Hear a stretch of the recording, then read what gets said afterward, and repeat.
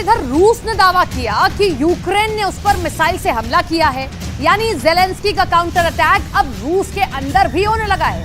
रूस के भीतर घुसकर हमला करना ये दिखाता है कि अभी यूक्रेन की सेना में बहुत जान बाकी है। ज़ेलेंस्की आसानी से सरेंडर तो नहीं करने वाले हैं। और अब तो हालात ये हो गए हैं कि रूस हमला करता है तो यूक्रेन उसका सिर्फ जवाब नहीं देता, बल्कि करारा जवाब देता है।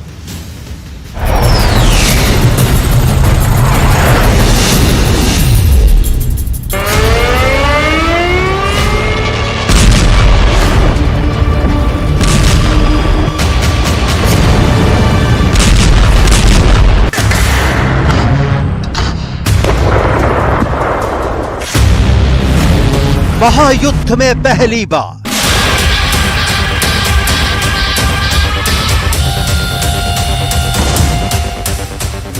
रूस पर यूक्रेन का सीधा वार।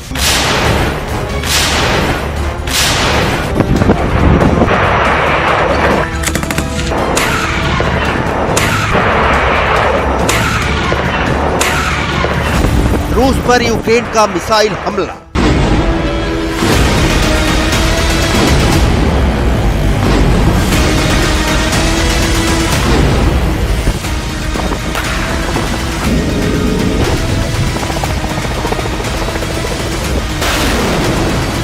यूक्रेन की 2 मिसाइलें ढेर।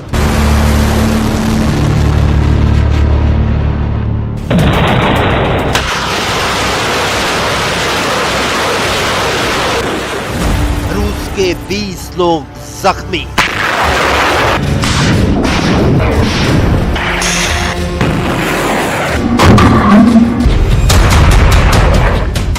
युद्ध की ये बिल्कुल नई और ताजा तस्वीर है। यूक्रेन पर गिरती मिसाइलों का मुंह जैसे ज़ेलेंस्की ने मॉस्को की ओर मोड़ दिया है। सबसे पहले इस मात्र कुछ सेकंड के वीडियो को गौर से देखें, जो कहते हैं कि ज़ेलेंस्की का काउंटर अटैक फेल हो गया है। ज़ेलेंस्की की सेना रूस की सेना के सामने घुटने टेक रही है। उन्हें यह वीडियो बहुत ध्यान से देखना चाहिए, क्योंकि इसमें युद्ध की आगे की संभावना और विनाश की झलक दिखती है। ज़ेलेंस्की के रूस पर मिसाइल हमले की डिटेल दिखाने से पहले रूस ने इस हमले पर क्या कहा है उसे समझने की जरूरत है।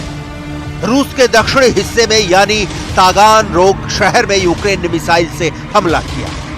रूस का दावा है कि उसने यूक्रेन की 2 मिसाइलों को मार गिराया, लेकिन इस हमले में उसके 20 लोग घायल हो गए। रूस पर ज़ेलेंस्की के हमले पहले भी हुए, लेकिन अब तक यूक्रेन इन हमलों के लिए ड्रोन का इस्तेमाल करता रहा है।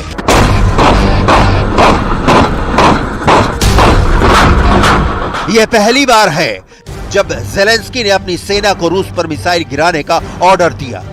ज़ेलेंस्की की यह मिसाइल कैसी है इसकी डिटेल आपको आगे दिखाएंगे। उसके पहले रूस के राष्ट्रपति व्लादिमीर पुतिन का नया बयान सुनिए, जिसमें यूक्रेन के हमले के बाद पुतिन क्या करेंगे इसका अंदेशा दिखता है। Ликвидировали Саддама Хусейна. Они забыли, как они действовали в Ливии, без всякого решения Совета Безопасности ООН. Они забыли о том, что они разрушили ситуацию в Судане. Они забыли о том, что они вторглись в Сирию. Плевать они хотели на устав ООН. Они вспоминают о международном праве только тогда, когда считают, что эти инструменты можно использовать против кого-то. В данном случае против России. Ничего у них не получится. रूस में घुसकर हमला करने की रणनीति ज़ेलेंस्की ने युद्ध के शुरुआती दौर में ही बनाई, लेकिन इस रणनीति को जमीन पर ज़ेलेंस्की नहीं उतार पा रहे थे। इसका कारण रहा कि अमेरिका या नाटो ने यूक्रेन को रूस के भीतर घुसकर मार करने वाली लंबी दूरी की मिसाइलें कभी मुहैया नहीं कराई। बावजूद इसके कि ज़ेलेंस्की ऐसी मिसाइलों की डिमांड लिस्ट वाशिंगटन बार बार भेजते रहे। अब सवाल उठता है कि ज़ेलेंस्की ने फिर मिसाइलों से ताजा हमला रूस के भीतर घुसकर कैसे किया। इसका जवाब जानने के लिए उस मिसाइल की डिटेल जाननी होगी जो रूस पर कहर की तरह बरसी है और जिसने रूस के डिफेंस सिस्टम के सामने चैलेंज पैदा कर दिया है। जिस मिसाइल से यूक्रेन ने रूस पर हमला किया है उसका नाम है S-200। ये S-200 जमीन से हवा में मार करने वाली मिसाइल है। लेकिन यूक्रेन की डिफेंस फोर्स ने इसमें तकनीकी बदलाव किया है और अब ये मिसाइल S-300 की तरह काम कर रही है, जो जमीन से जमीन पर मार कर रही है। आशंका जताई जा रही है कि यूक्रेनी सशस्त्र बलों ने 2023 में ब्रांस्क ओब्लास्ट और क्राइमिया में रूसी ठिकानों पर हमला करने के लिए S-200 मिसाइलों का इस्तेमाल किया था। सोवियत संघ के दौर में S-200 मिसाइलों का प्रोडक्शन रक्षा संस्थानों, औद्योगिक संस्थानों और सरकार के अहम सुरक्षा संस्थानों के लिए किया जाता था।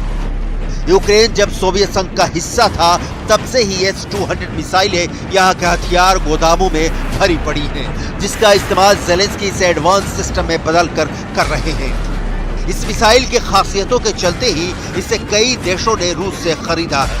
इस वक्त दुनिया के कई देशों में ये मिसाइलें तैनात हैं, जैसे Azerbaijan, Bulgaria, Iran, Kazakhstan, Libya, उत्तर Korea, Poland, Syria, Turkmenistan, Myanmar. इन देशों ने S-200 उसकी काबिलियत के चलते ही खरीदा।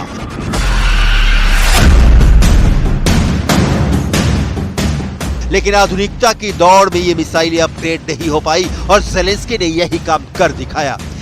S-200 को जमीन से हवा में मार करने वाली मिसाइल की जगह जमीन से जमीन पर मार करने वाली मिसाइल बना डाला।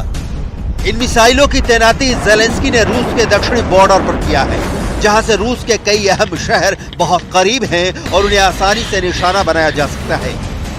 रूसी राष्ट्रपति व्लादिमीर पुतिन ने कहा कि रूस अब पक्के तौर पर कह सकता है कि यूक्रेन ने जवाबी हमले शुरू कर दिए हैं। हालांकि एक तरह से कई सप्ताह पहले ही हमले शुरू हो चुके हैं। यूक्रेन ऐसे अभियान चला रहा है जिन्हें सैन्य भाषा में श्रैपिंग ऑपरेशन कहा जाता है। मिसाइलों और तूफानों के जरिए हो रहे इस हमले में फ्रंट लाइन के पीछे से यूक्रेन रूस के अहम हथियारों और सामान को नुकसान पहुंचा रहा है।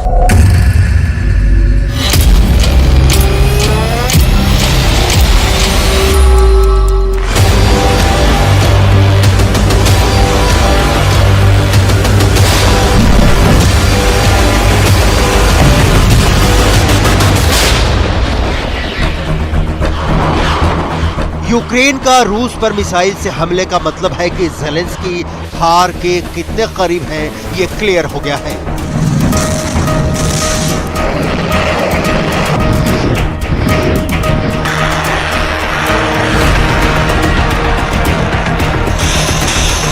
मतलब यूक्रेन अब भी इस स्थिति में है कि वो जंग लड़ सके, पुतिन को करारा जवाब दे सके। इसका उदाहरण है यूक्रेन के रूस पर ड्रोन हमले।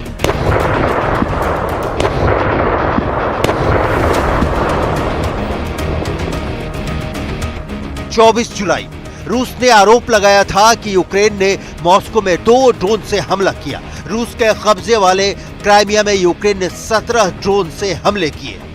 5 जुलाई मॉस्को की 2 बिल्डिंग्स पर 5 ड्रोन से हमले का आरोप लगा। 3 मई इससे पहले राष्ट्रपति पुतिन के घर क्रेमलिन पर 2 ड्रोन से अटैक किया गया। दोनों ड्रोन क्रेमलिन के डोम पर क्रैश हुए थे।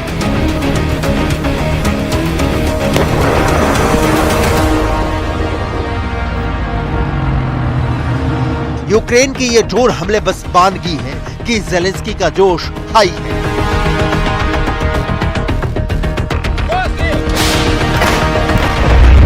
ड्रोन के बाद अब यूक्रेन रूस को मिसाइलों से भी निशाना बनाने की स्थिति में है। इस तथ्य के बावजूद कि यूक्रेन के पास मिसाइलों की तादाद रूस के मुकाबले 0 है। इस तथ्य के बावजूद कि रूस ये दावा करता है कि उसने यूक्रेन के कई ड्रोन हमले को नाकाम कर दिया है।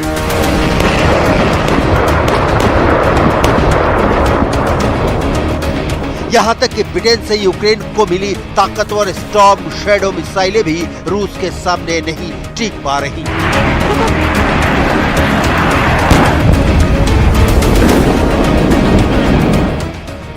पंद्रह मई को 1, 16 मई को 7, 20 और 22 मई को अज्ञात संख्या में और 26 मई को 2 स्टॉर्म शैडो मिसाइलों को इंटरसेप्ट किया।